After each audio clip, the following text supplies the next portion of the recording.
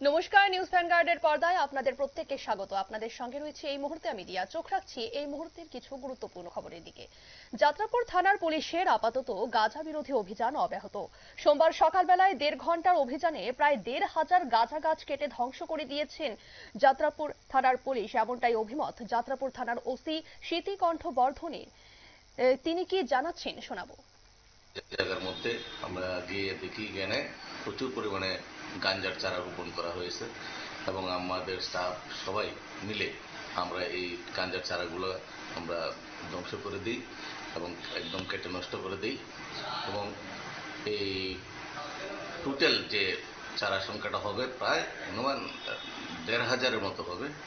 এবং আমি ওই এলাকায় যারা এই কাজের সাথে জড়িত তাদেরকে একটা জানান দিতে চাই যে এই গাঁজা চাষ একটা অপরাধ ঘটনা এবং এটাকে আমরা অবশ্যই কড়া নজরে দেখছি এবং এটার বিরুদ্ধে আমরা নিশ্চয়ই পদক্ষেপ নিচ্ছি এবং এইটাতে যাতে মানুষ বিরত থাকে। এটা একটা অপরাধজনক ঘটনা এবং এই ঘটনা যাতে মানুষ বিরত থাকে এটা আমার তরফ থেকে এটা। আপনারা শুনলেন ওসির বক্তব্য।